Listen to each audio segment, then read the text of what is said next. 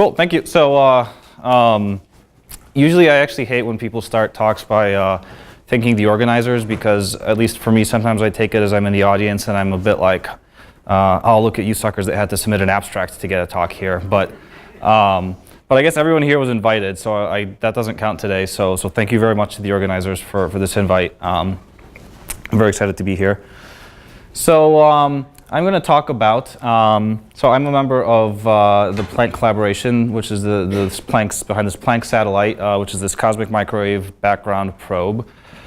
And most of my talk will just kind of be a very general, aimed at non-experts about Planck and about the cosmic microwave background, and some of the work that I've been involved in doing this. And so hopefully you find this useful. And so jumping right into it. So I'll start with this video, and which we'll play in a second, and which this is a snapshot of the early universe. And here we have in red are protons, and in green electrons, and photons are just bouncing around in between the different charged particles that they interact with. And this is this baryon photon plasma that was the early universe. Now, at some point, the universe cools enough that neutral hydrogen forms. There's no more charged particles, and these photons are just free to stream out into the universe, past the formation of the first stars, past the formation of the first galaxies. As the photons travel, the expansion of the universe stretches out their wavelength, so they get redder and redder. And they can be gravitationally deflected by a cluster of galaxies, like you just saw there. At some later time, actually, the universe gets reionized and there's new electrons, and some of those photons scatter off of those new electrons again. And they kind of go on in this fashion, traveling through the universe until maybe they reach the spiral arm of some dusty galaxy, and they get gobbled up by Planck. And so with Planck, we make maps of the temperature of these photons coming at us from all different directions, and we make these full maps of the sky. And this is the cosmic microwave background.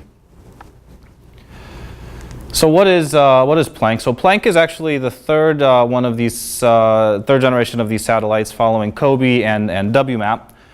To measure this background. And basically the important thing is that each one has just had better and better angular resolution and lower noise, and we're able to just resolve smaller and smaller scale structures. Here's a picture of Planck in 2009. And so you've got photons come in here, they bounce off of that mirror, there's another mirror there, then they go into the focal plane, which is right there. And on the focal plane, there's two instruments, creatively named the low frequency instrument, one, which is observing at these frequencies here. And then in that hole that you saw here, in fact, is the high frequency instrument, which observes between 100 and 853 gigahertz. And here's to get a sense of scale a bit with people wrapped up, ready to go for launch. And Planck was launched in May 2009. And it was actually on board another satellite as well. On board this shuttle that launched was also Herschel.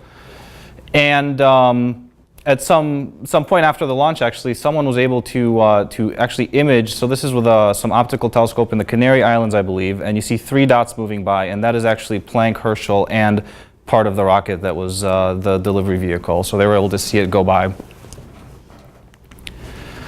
And so Planck made its way to the L2 Lagrange point, where it observed. So that means that it co-rotated with the Earth around the Sun, and but just a bit further out in orbit. And then basically just scanned in great circles, which precessed because of the orbit of around the Sun. And so every 6 months, basically, Planck made a full map of the sky. In fact, if you're curious what happened to Planck now, so Planck's mission is done. We're still analyzing data, and the collaboration still exists, but the satellite itself is done. It ran out of coolant as planned. And what they actually did was they just kicked it out a bit further, I guess to make room. I got the sense, I didn't realize there wasn't that much room at L2, but I don't know, they kicked it out a bit further to just get it out of there. And so now it's a bit further out, which means that it's actually lagging in orbit around the Sun. And actually the Earth is going to lap it in something like 200 years, I believe. There you go. We made these maps with Planck. of the sky. So here is a projection of the full sky onto these onto the 2D image that you see here at the different frequencies that Planck observes at. And yeah, a lot of what you see here is foregrounds. At the foreground minimum here at 70 gigahertz, you really see these are just the cosmic microwave background fluctuations. Down here, there's radio emission, synchrotron. Down here, this is all galactic dust that's just getting brighter and brighter at a higher frequency. And well, one of the really neat things of having these two different instruments on board was these were two totally different detector technologies, and really two totally different teams of people essentially. And so you can take these maps that were made and difference them and double check that you've got all your systematics right and everything. And when you do this difference, so this was from LFI, this is from HFI, and here's the difference. And in the units that we usually work in, the CMB is constant across frequencies, and indeed it cancels basically perfectly. All you see out here is noise. And so that's a really great cross-check that basically these results are right. And also you see that the galaxy and stuff like these foregrounds that are here don't cancel. So that gives you an idea of how one goes about doing foreground cleaning. You can get at some of these foregrounds with differences and then subtract them from other maps and so on. And so you do that, and you can produce these cleaned full sky maps. Here's the one from WMAP, in fact. This is the satellite that came before Planck. And here's Planck. And looking at this, you would probably say, boy, that was a waste of $1 billion. But in fact, if you zoom in, you note the difference. And so let me zoom in on a patch of sky here, which is, I believe, about 100 square degrees. Yeah, I think that's right. And not only zoom in, actually, I'm going to decompose it into different band limits. And so I'm going to decompose this map into the largest scale modes here, the medium scale modes, and the small scale modes. And these, in fact, correspond to different regions of the CMB power spectrum, which is this thing that you see plotted here, often labeled CL with some factors of L, which is the multipole moment, which is like the angular frequency. So these are small scales here and large scales here. And actually, when I plotted on this particular combination of log linear and the different factors, the area under the curve here is the total fluctuation power in these maps. And so that makes sense. This one looks like it's the intermediate scales are the most, have the most fluctuations, and indeed the area under the curve here is the most. And so now if I do this comparison, Planck, WMAP, so here's Planck and WMAP, the same patch of sky. These are just the large scale modes. They look really pretty much the same, really as do the intermediate scale modes. It's only when you get to the small scale modes that you really start to see the difference. And this was all on the same color scale, but if I blow this up by a factor of 10, this last column, you can see this is all just noise. Whereas here, Planck is really able to resolve these small scale CMB fluctuations. And so you could do this not just in these three big broad band limits, but you can do this in any set of bins, and with that you produce the CMB power spectrum. As a function of L, again, small scales here, large scales here. So in blue is the power spectrum from WMAP. And as you can see, once you get to medium, intermediate, small scale modes, these error bars just blow up because of the WMAP is insensitive to these very small scales. But Planck continues in black here. The error bars are quite small all throughout here. Although even Planck eventually, the error bars do blow up. So Planck obviously doesn't have infinite resolution. And there's other experiments, for example, the Atacama Cosmology Telescope or the South Pole Telescope that are on the ground. They have much bigger dishes, and so they have even better angular resolution. So at around here, these experiments, in fact, win out. Although, as it turns out, a lot of the cosmological information is really in this range where Planck really nails this down. Right, so there's one more line on this plot, and that's this gray line that you see behind here. And that's the best fit ΛCDM model. So this is the best fit model to this Planck data. And I'm going to spend the next part of the talk talking about this model, because probably one of the main conclusions from Planck is really that this model fits this data extremely well, which is quite remarkable because these error bars are extremely tiny. And this model is but there's a lot of structure in this data. You have to get all these peaks, right? And this model is extremely simple. And so it's really remarkable that this works as well as it does. And it's based on just 6 parameters that I'll go into a bit now. So I've grouped them here like so. So there's 2 of these 6 parameters have to do with the amplitude and the spectral index of the power law of primordial perturbation set up by inflation. So there's an amplitude AS and then whether there's a tilt NS. You have 3 parameters that tell you about what's the content of the universe. There's the energy densities rho of baryons, cold dark matter, and the energy density in the cosmological constant in dark energy. And finally, there's when reionization happens. So this redshift Z re ion. Now, often, instead of these, we can reparameterize them into other more useful in various ways parameters, as long as we keep a set of 6. And so, for example, one thing that's often taken is instead of this amplitude, this primordial amplitude, this is more related to the amplitude today, AS e to the minus 2 tau, where tau is now not the redshift that reionization happens, but rather the optical depth to reionization. And this tells you the amplitude today because basically an e to the minus tau of the CMB photons were rescattered by reionization, and so square that to get the power spectrum, you get an e to the minus 2 tau. Here we often take the baryon and the total matter density, which is cold dark matter plus baryons. And instead of the rhos, which have units, we work in these unitless quantities, which are just the rhos with some particular choice of units. And usually you don't talk about the energy density in lambda. Rather, you take some other parameter like the angular size of the sound horizon, which I'll get into in a moment. Or often, if you have these energy densities, then you can write down the Friedmann equation and you can calculate the expansion rate. So often, actually, the 6th parameter can be the Hubble constant today. And basically, by definition, in lambda CDM, there's other parameters and things that go into this model, but these have default values, natural values. For example, curvature, which is 0, 3 neutrinos, which have a mass of their minimum given terrestrial experiments. And in lambda CDM, by default, these are at these values. And so that's what's so remarkable that this fits, is that these are at these default values. If we find, for example, that lambda CDM does not fit our data, then that's extremely exciting, because that means that there's some new physics, because one of these has to be different to fix that.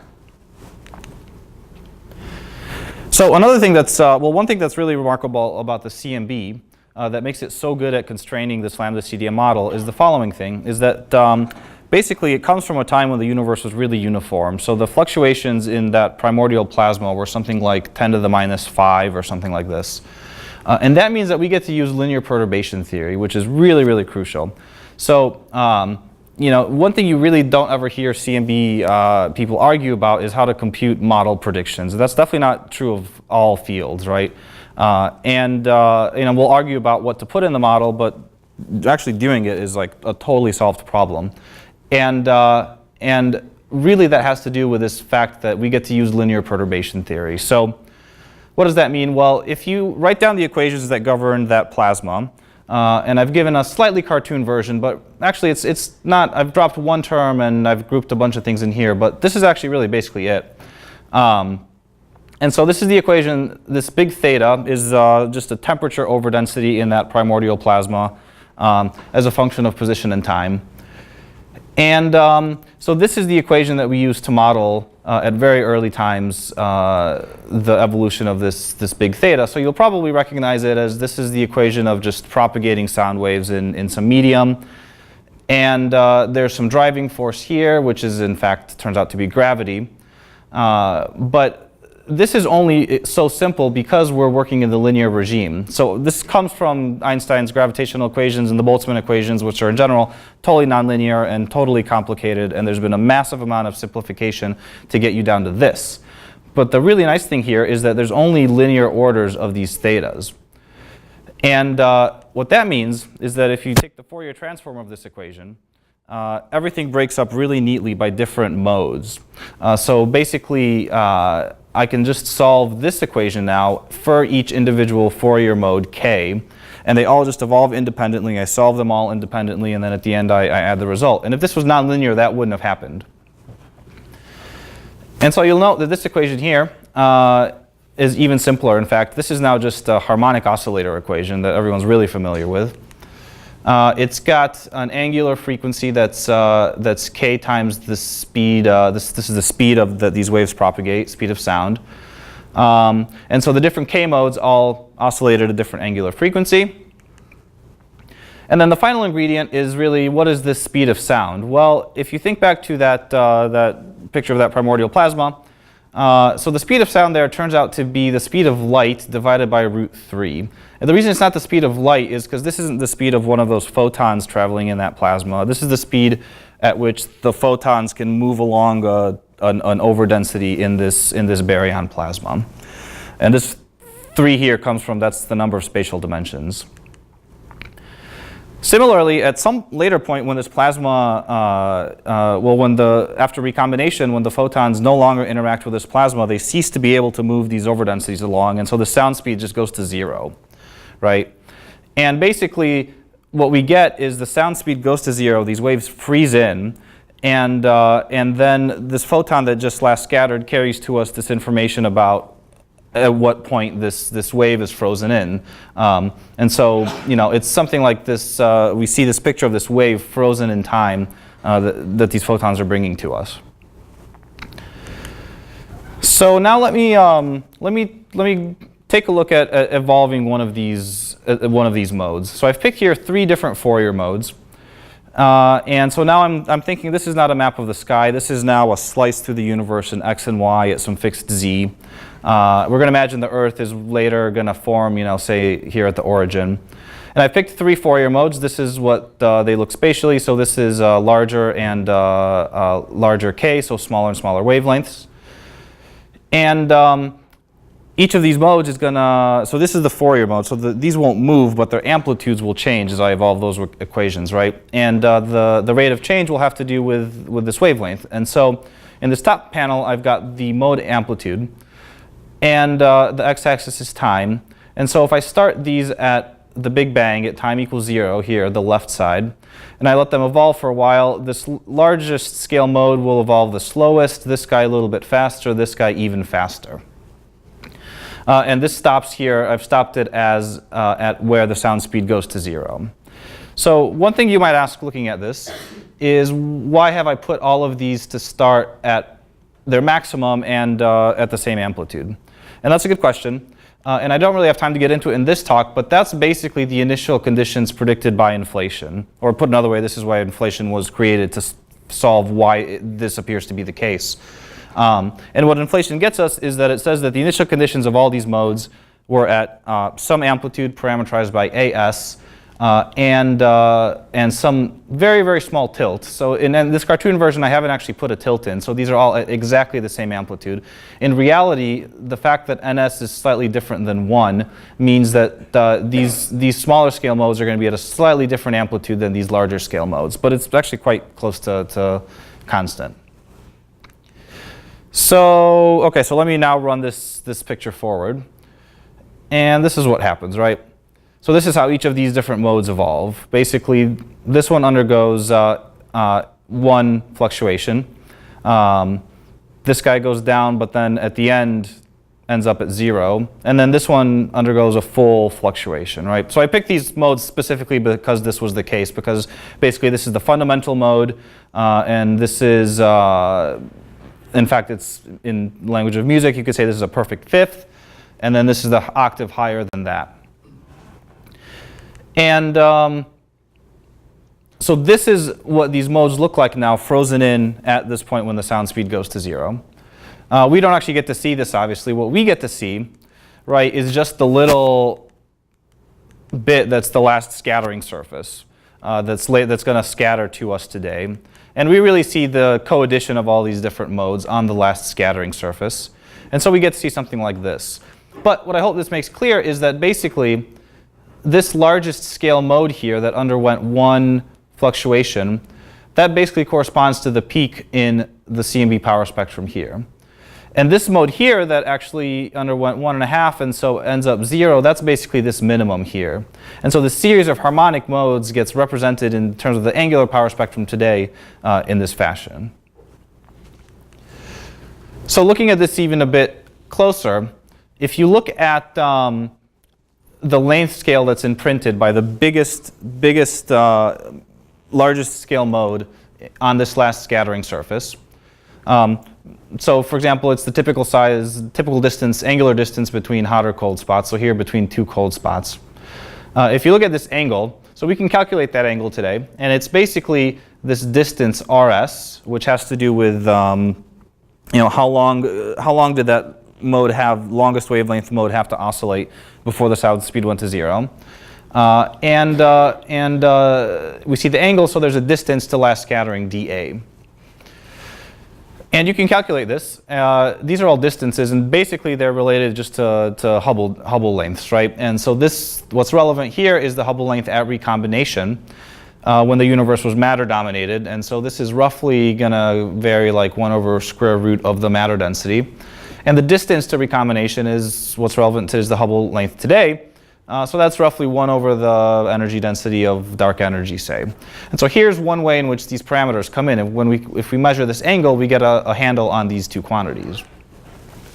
But now there's at least one thing that's about this cartoon kind of that I've given you that's not entirely accurate, you might notice, which is that if this is totally true, the CMB spectrum should just be these totally evenly oscillating modes, when in fact you've seen the CMB spectrum and it drastically drops for small scales, right? So why does it do that? So there's a number of reasons, one of which I can give you within the context of this example, and that is the following. So I don't know why 0.2 inches has appeared on my slide, but ignore that part. So this last scattering surface actually had some width, right? So not all the photons came from exactly on this sphere. Some just happened to scatter a little earlier, some a little bit later. So we actually see an integrated, we see a bit of a different, from each little slice. And for the very largest scale modes, that doesn't really matter because those modes just don't vary across this slice very much. But for the smaller scale modes, they actually do vary across this slice very much. So you add a bunch of these together, and let me exaggerate, make this an even smaller scale mode. You add a bunch of these together and they cancel, and it goes to 0, and you get damping. So this is one of a couple of effects that cause this, but it leads to the CMB spectrum looking like so, where this is in blue, so at small scales it really drops here. Now, fortunately, there's an equation from this paper that models the amount of damping that you get, and I can use that to just remove it from the spectrum. And when you do that, you get something that looks like this. So this now actually does indeed look a lot more like what you might think, just a bunch of constant oscillating modes. Although we're not quite there yet, because there's still some structure here. And to explain that, I have to go back to this equation, this harmonic oscillator equation, and now talk about this driving force term. And so you'll remember from a harmonic oscillator, when you drive it with a constant force, what happens is that you just get an offset, right? It just oscillates the same, but around a different 0 point. So that comes into explaining why these even and odd peaks appear to be the odd peaks appear to be lower than the even peaks. And that's coming from the fact that basically gravity is coming in as a driving force. It's shifting the 0 point of this oscillation, which then to look at the power spectrum, you square it. And so basically every other peak, the ones that were positive are going to be bigger, but then the ones that were negative squared will be smaller. And the amount by which that manifests itself has to do with the frequency of this oscillator. So a really slow oscillator has its 0 point much more offset by a constant force than a very fast oscillator. And the speed of this oscillator is controlled by the sound speed, which if you change the baryon density, you control how fast that sound speed goes to 0. So basically, as you dial the baryon density here, you're going to change the ratio of even to odd peaks due to this effect. Similarly, there's one other thing you see, which is even that, actually this first peak is definitely lower than that one and that one and that one. So there's still something left. And this turns out to be this matter envelope effect. And that has to do with the fact that if you drive an oscillator with something that's in phase with it, it's going to boost the oscillations. And that's exactly what's happening to these modes out here at smaller scales. Basically, these modes start oscillating and at the same time, the gravitational potentials that they're oscillating in decay, and they get an in-phase kick from this effect. And so these modes actually all get boosted. This happens because the universe is radiation dominated through most of when these guys are oscillating. But the universe turns out to be matter dominated right around when this guy is doing most of the oscillation. And in the matter dominated universe, you don't get this decay of modes, you don't get this in-phase kick, and this guy here doesn't get this enhancement. And so you see that basically they follow this envelope. And where exactly this envelope falls is controlled by this matter density parameter. All right, so hopefully that's given you a bit of an idea of how these different parameters affect the CMB spectrum. What we actually do to compute parameter constraints is that we calculate this model, and then we use Bayesian inference and run MCMC and get posterior constraints on all of these different parameters. And they look something like this. So this is actually showing you from two different subsets of the Planck data. There's Planck L less than 800. So this actually basically reproduces what you would have gotten if you had just done it with WMAP, because those are the large and intermediate scales where they're basically the same. And if you add in all of the Planck data, so the small scales that really Planck is unique in seeing, you get the orange lines. And so you see that basically parameters, constraints tighten up. There's some shifts. For example, to single out one that's definitely generated some interest. So previously, the best constraint on the Hubble constant from this, assuming ΛCDM, was something like this, 70 plus minus 1.2. So we've almost halved that error bar. But there's also a shift to a lower Hubble constant. And definitely this has attracted some attention. In fact, so one of the reasons is because there's other measurements of the Hubble constant, for example, right? There's measurements, for example, from Cepheids and supernovae. I believe you'll hear about this tomorrow morning in Rachel's talk. And in fact, these shifts from WMAP to Planck made it so that we're now in slightly more tension with these local measurements. And again, I'll remind you, anything about this ΛCDM model breaking is extremely exciting because it means new physics. And the question is this a hint of new physics? Or is it a hint of systematics in Planck or in one of these other probes? So this is an interesting question.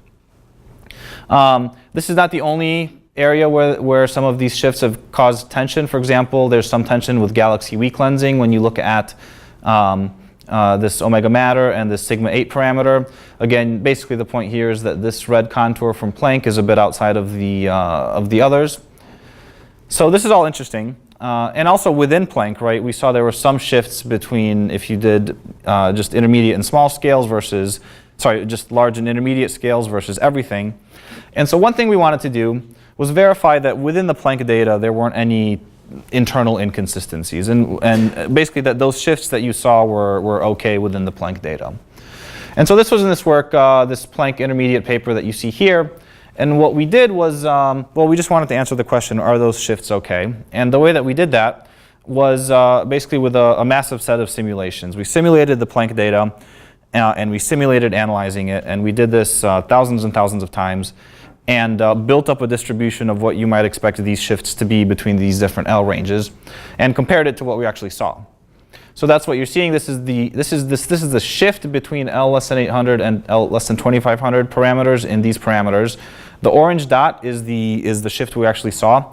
For example, here's H naught. So H naught, we saw a shift of about 3 kilometers per second per megaparsec.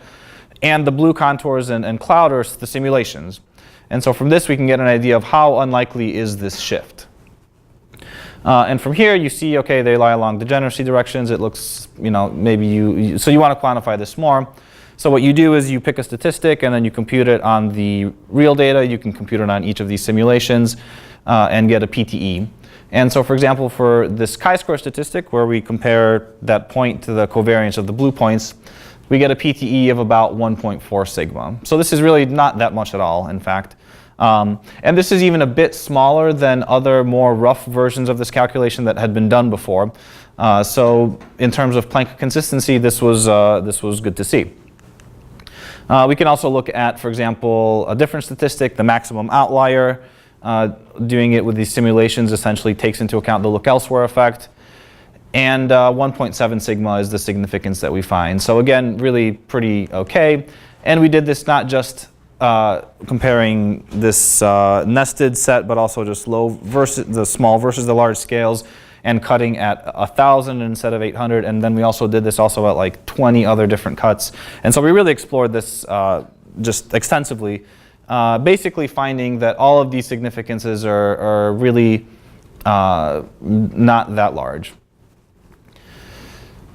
So, as you might imagine, that was quite a lot of computing time. To each of those required, simulating the entire Planck analysis and doing all of this for tens of thousands of simulations.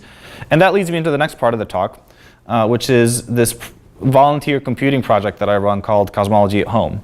So this is a volunteer computer cluster, which means that basically anyone can join. You all could log in right now. In fact, I invite you to visit our website and check out our interface, which is state-of-the-art in 1997.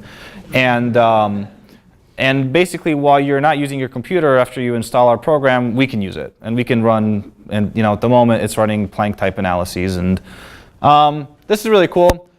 People can go on and they can make profiles. I just picked a couple to show you kind of who these people are that actually do this. This guy, I guess, gets the honor of going first because he lives in Paris like I do. There's people all over the world. He's in Brazil. There's mothers. There is not just the administrator, me of Cosmology at Home have great mustaches. Our members do too. People write really pretty, really well written, things about the universe that they know that they're interested in, which is pretty cool. Some people are pretty weird. There's a lot of weird profiles on here. This being the internet, some of these volunteers are in fact cats. And so anyway, we have across the whole globe, so I did this in 2015 by IP addresses. These were the computers that had computed a result for us in that month. And so it's about 10,000 active computers per month, sort of all over the world.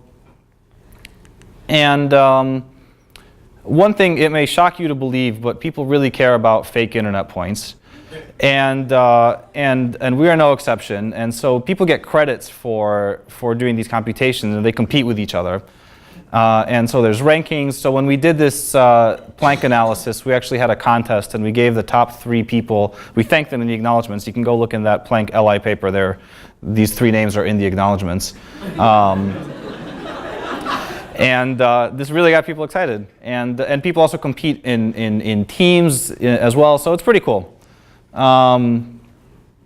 So to give you a sense of how useful this actually is, or how much computing power there is in this, so this is a cluster at my institute that is shared by like 10 people. It's about 100 nodes, and Cosmology at Home is about 3 times more computing power than that. It's not the same kind of computing power as your traditional MPI cluster, so that's for sure. It's quite useful still, but in terms of raw, say, floating point operations, it's about 3 times more. But we're not the only project. In fact, there's basically hundreds. We are maybe top 10, top 20. And if I look at the biggest one, SETI at Home, this is Search for Extraterrestrial Intelligence. I think this was the original, in fact. Those 2 bars that you see there now are these little slivers. And this is how much computing power just one of these top projects can have. So this is really cool. This is a really significant amount of computing resources. It's something I'm interested in. I tell this whenever I give talks, but basically, even for us now, there's times where we have more computing power than we know what to do with. So if anyone has interesting ideas of what they want to do, come talk to me, because I think that would be cool.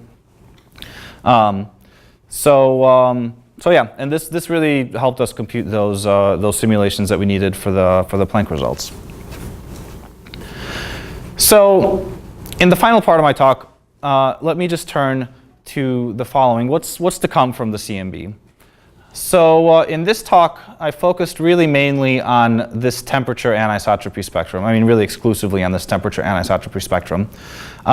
Those photons that we get, we don't measure just their temperature, we also get their polarization. And so you can make polarization power spectra, and there's polarization now, so there's 2 degrees of freedom, and so you can do something that are called E modes and B modes, kind of an analog to electromagnetism. And this is the E-mode power spectrum. It looks like this. You can see it's smaller than the temperature power spectrum by several orders of magnitude, so it's harder to measure. But it's been measured, and measurements are very much ongoing.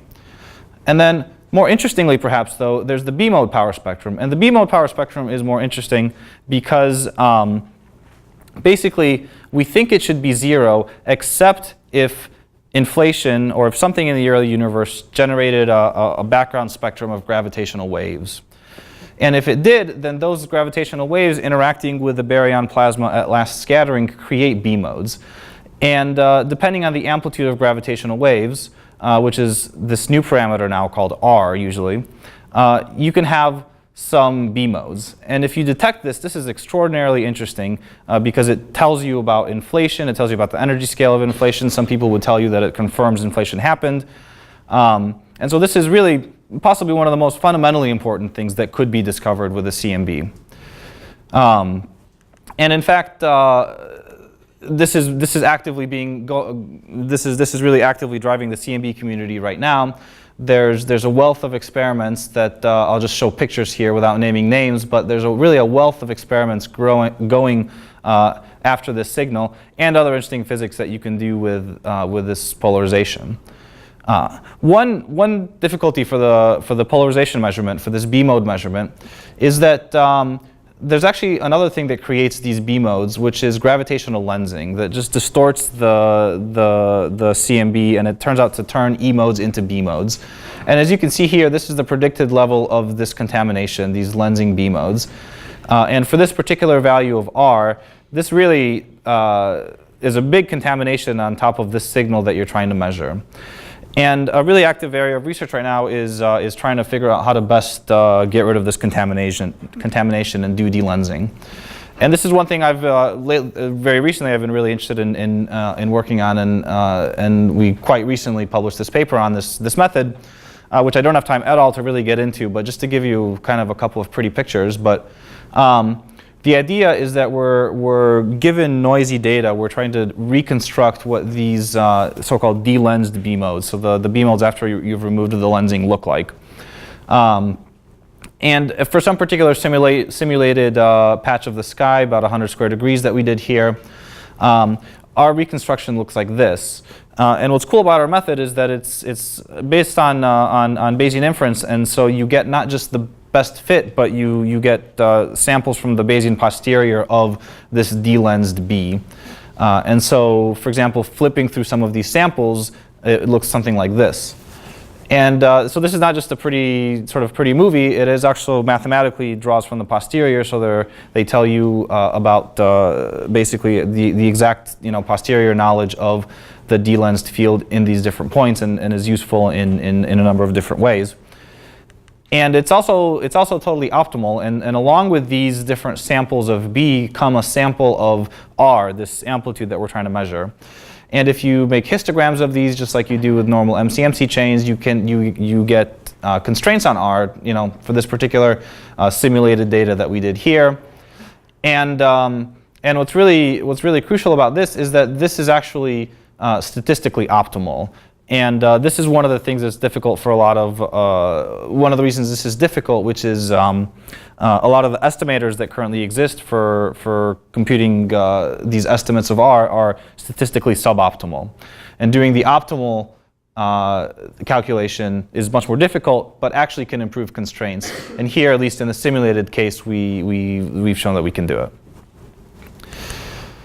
So to conclude, I talked a bunch about the Planck mission, and I talked about how that the simple 6-parameter model agrees with lambda CDM. Hopefully the explanations of the physics behind it were useful. I showed you this exercise with simulations where we determined that the Planck data appears internally consistent. A lot of that was based on this Cosmology at Home thing, so please feel free to talk to me about that.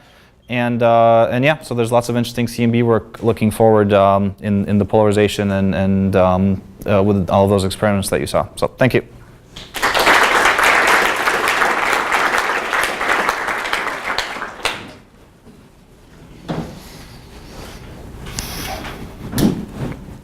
Thank you so much for your talk. Are there any questions? All right. always interested in the tau yes constraint.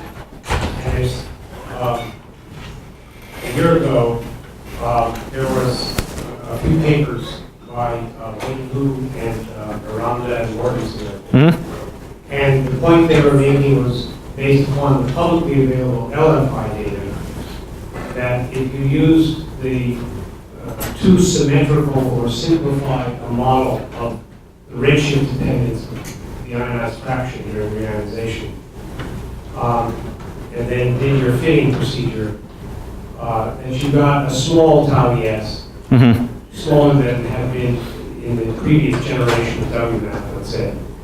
And they showed that if instead you took a more physically realistic or complicated history, including an earlier reionization in a non-symmetric way, you push tau yes to a higher value.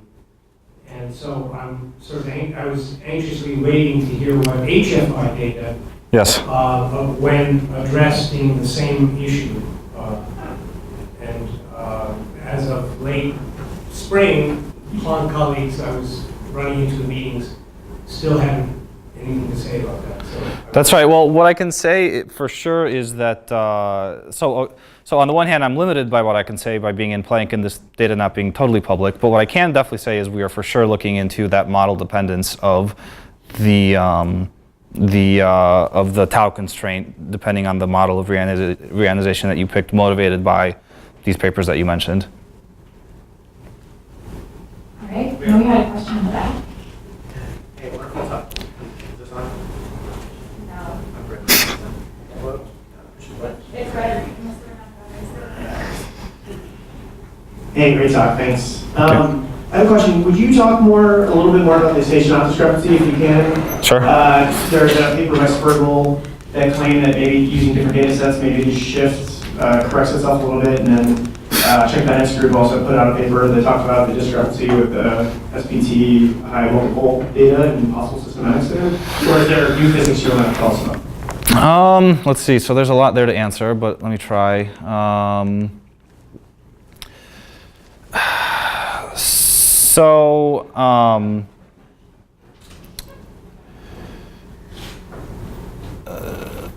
Okay, so let me address the one of the things that you mentioned about different data sets. So the one thing that's often brought up, it's not on this plot, but the H0 constraint from Planck and the H0 constraint from the South Pole Telescope, which is essentially the next tightest constraint on H0 besides Planck and WMAP.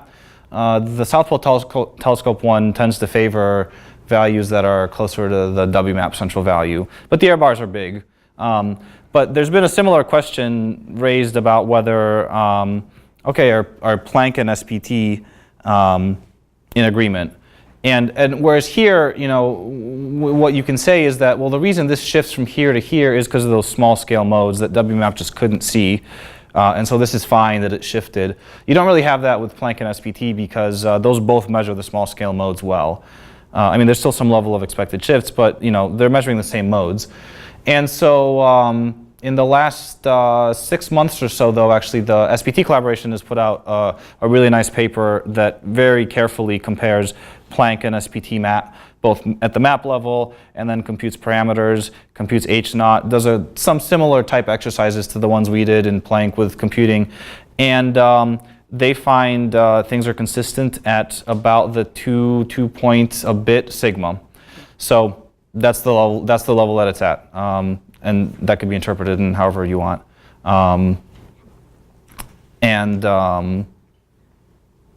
Yeah, let's see. Maybe I could take another question and then answer the remaining. Yeah.